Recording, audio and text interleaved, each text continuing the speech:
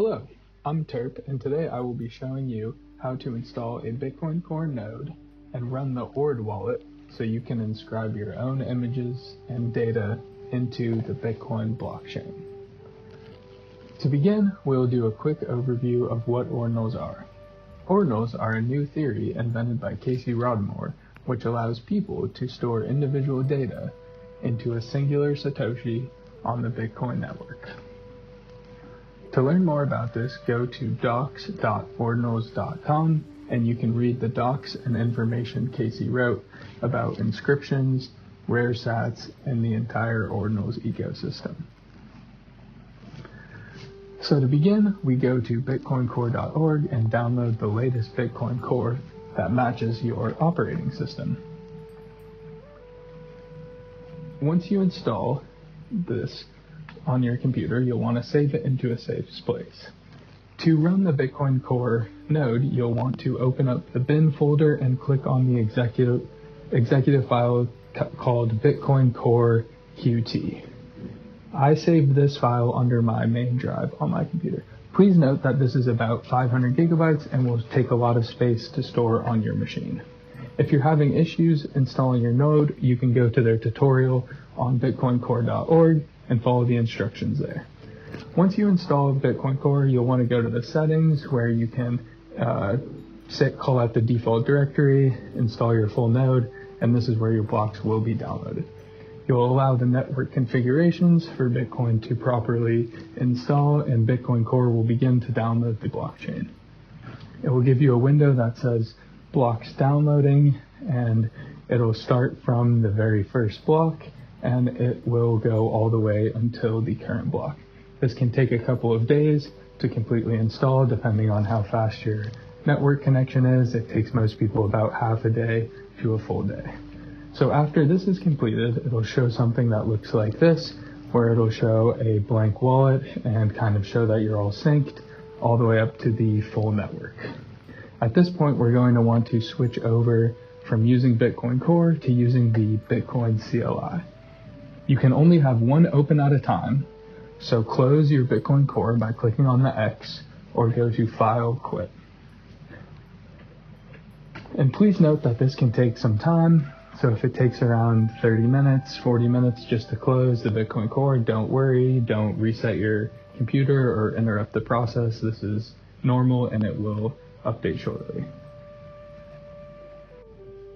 Your Bitcoin Core has completed closing. We'll want to navigate to our Bitcoin folder and we'll want to make a quick update to the Bitcoin configuration file. We'll want to open and edit, and we'll add tx index equals 1 into our Bitcoin configuration file. We want to have the transaction index sync so the ordinal index can sync with the Bitcoin Core and have the most data possible at the transaction level. Then from there, we'll want to go into the bin folder where we opened Bitcoin Core from, and we'll want to create a shortcut for Bitcoin D, which is the Bitcoin CLI, which we'll be running Ord and using that to make sure our node is synced. Running Ord from. And you can see I already have my shortcut here, and once we create our shortcut, we'll want to open it and go to Properties, and we will add a parameter that says -data dir, and then the location of our Bitcoin data directory, which is where all our blocks are saved. This is where the chain state is saved and where our Bitcoin index is. I saved mine under my C drive in a folder named Bitcoin 24. So wherever you saved your Bitcoin folder, you'll want to point the Bitcoin D to that as well.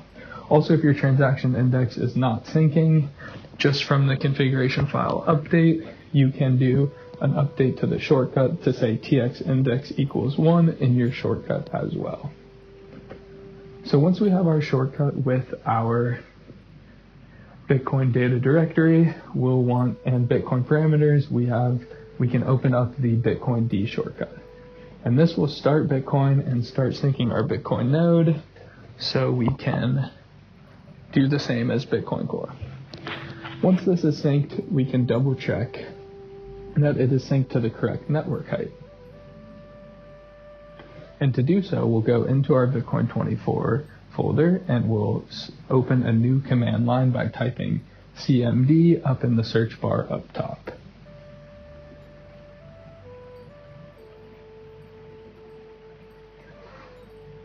And so once we have this command line open, we're now operating in the Bitcoin CLI for Bitcoin D. And this is where we will run our Ord commands, sync the Ord wallet, and we can double check the transaction index. So Bitcoin D will begin to sync, and it's syncing with our node, and you can see the block heights are currently syncing at height 837852. And so to make sure that this is the correct block height, we can go to mempool.space, which is the Bitcoin block explorer, to double check the current block height is the same as what we're seeing on the mempool.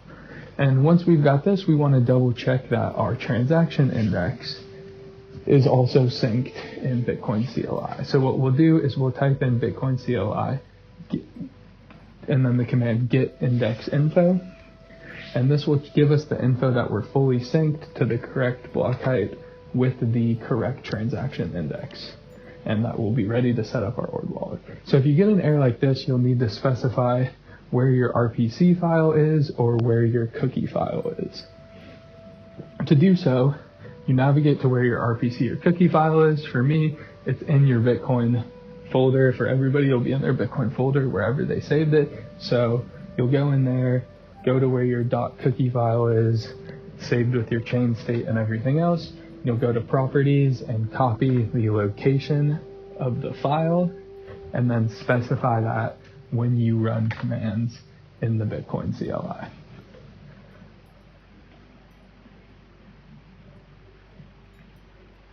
So we will use the command Bitcoin CLI with -rpc cookie, and then the location of the cookie file, and then we'll run git index info.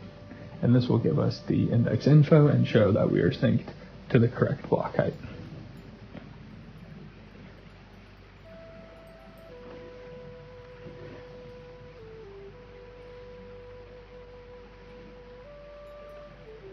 So once we have our command typed out, we will end up typing and entering the index info.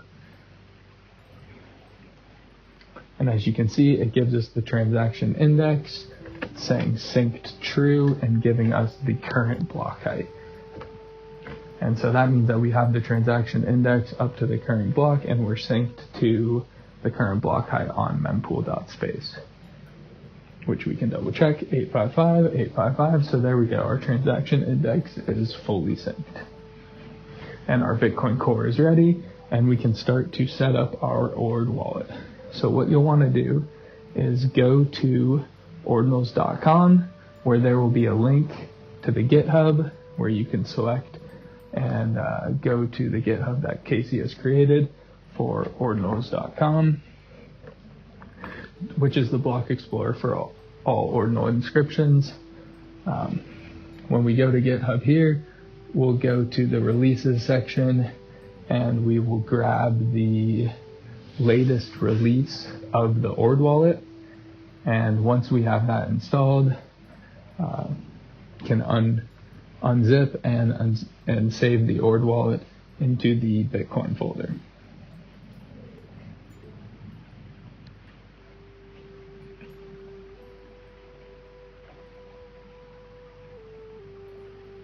And we'll want to get whatever version of the Ord wallet matches our operating system. We're using Windows, so we'll grab this and we will unzip the Ord wallet into the Bitcoin folders where I save it, just so all of the folders and files are in a main location that I can easily navigate to.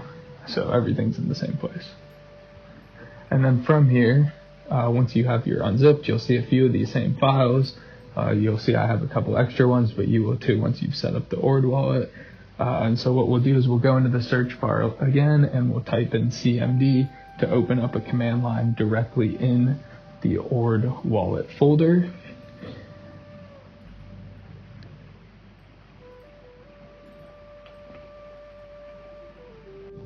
Now that we have a command line open in the Ord wallet, we can create our Ord wallet from here. So you're going to use the command Ord Wallet create and hit enter.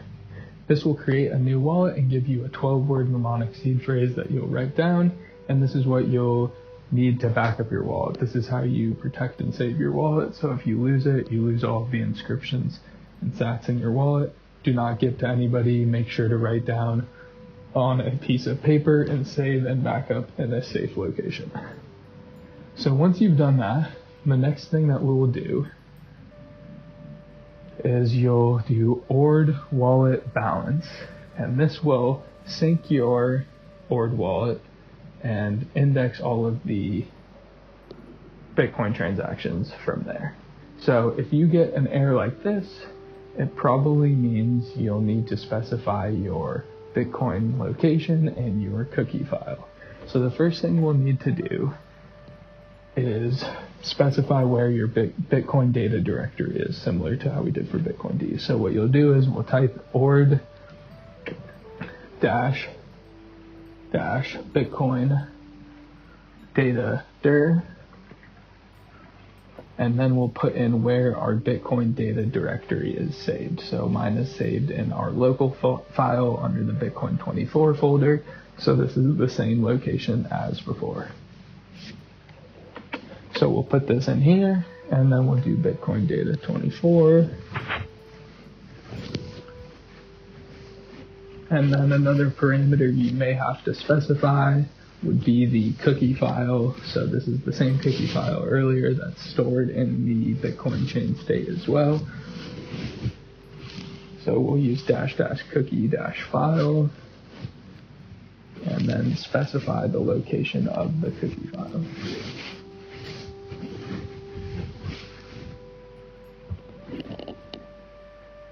And after we finish the command, we can do wallet balance, which will then index and sync our node wallet to the Bitcoin node. This will update our Ord Index with the latest chain state and the different ordinal index for the transaction data in Bitcoin. So once we do Ord Wallet Balance, you'll see that your wallet is starting to sync from the very first block to the current block. Mine has been synced before, so it's resuming from previous sync, but yours will start from 0 and sync all the way to the current block. And a heads up, if you want to speed up this process at all, I have shared a link to OrdStuff.info, which is a great website made by Greg, who is one of the key Ordicord community members. He has done a lot for Ordinals and for the entire community. So I'd like to give them a shout out. If you ever have any questions or concerns, go to the Ordicord. Greg has even made his own wallets and own Ord updates. So a lot of great stuff. You can go there and download the full Ord Index and save it to your roaming folder, which is located on Windows under your app data. And if you go in here and rename the index and save the indexes you download there, it'll save you a lot of time indexing the entire chain, because it will pick up the index from the chain state that it's resumed from that download. If there's any interest in that, I can create another video and share with everybody to quickly show how to download, extract, and save the index to the correct location. So I can share a link to that video as well, and if you ever have any questions, concerns, or something breaks while you are setting up your node, the Ordicord is the best place to go to answer questions and get resources to fix that. So we'll give this another few minutes to sync up, and then we'll check back in and start to inscribe. So once the Ord wallet has completed, it'll show you your balance, and it'll show that it's synced up to the current chain state. As you can see, I already have sats in my Ordinal wallet, which I can use to pay for the inscription fees, because it costs fees to inscribe the data into the blockchain. So from here, if you don't have any sats in your wallet, which you'll want to have when you first set it up, you'll want to do Ord Wallet Receive, and this will give you a taproot address which you can send Bitcoin into. If you're having issues sending into a taproot address directly from an exchange, I recommend setting up an Exodus wallet and using that to transfer BTC only if you plan on doing so, if you want to use a wallet for both BTC and Ordinals, I recommend checking out Xverse Wallet. And you can go from there as well. So once you have sats in your Ord wallet, we can start to inscribe. So what we'll want to use is the command wallet inscribe command, which is Ord Wallet Inscribe, and then we'll specify what file we want to inscribe. I want to inscribe this orange JPEG from my desktop, so I'm going to take the file location and use it in the Ord Wallet Inscribe command.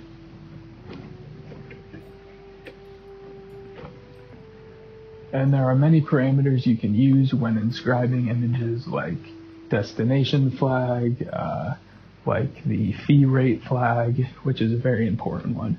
The fee rate one determines when your transaction will be processed. So you can go to the mempool to see what the current sats per vbyte is, so you can see what fees you should be using. I recommend using about 5 to 10 sats per vbyte more than whatever the next block is, to guarantee you can confirm those sats, that inscription into the next block. So be careful with fees spiking as you try to inscribe things or transfer sats around, because they can be variable. So check out mempool.space for a good idea of what transaction fees to use and when your transaction will confirm. So right now we're going to want to use a fee rate of 10, and there are other things we can specify. Also, if you run into issues, you can use --help to look at other commands, but for this we'll use postage, which is the padding for our UTXO. The average postage or standard postage for an inscription is 10,000 sats. For here we can specify to use less, so we use --postage to say we want to use 546 sats. You can also use --destination to specify what wallet you want to inscribe directly into, if you're inscribing to a different wallet or to a friend, something like that. So if you want to see the different types of commands, you can do --help, and it will give you all the different things you can do, like destination, fee rate, commit, different things like that. So those are all the options you have in the Ord wallet. So to wrap this up here, we will finally do an inscription transaction and send this through with a fee rate of 10 with a postage of 546 sats. And if you don't specify a destination, it will inscribe to your own wallet. So I'll click enter and it'll send out the transaction. So block just happened in the meantime. So once it resyncs to the latest block, our transaction will go through, and as you can see, it's thinking here, it's processing, and now the transaction is sent out. So this number here is our inscription ID. This is the unique identifier that ties only to our inscription. If we want to see our inscription in the block explorer, you paste your inscription ID into ordinals.com. Once the transaction confirms, you'll be able to see your inscription. So since our transaction hasn't confirmed, we'll take the reveal commit and we will put that into mempool.space to see when our transaction will confirm. So based on what fees you used and what sats per vbyte will be depending on how long it takes for the transaction to confirm, based on how the size of the sats per vbyte per block are processing. And so as you can see now, we just have an error, but once the transaction confirms, you'll see your inscription.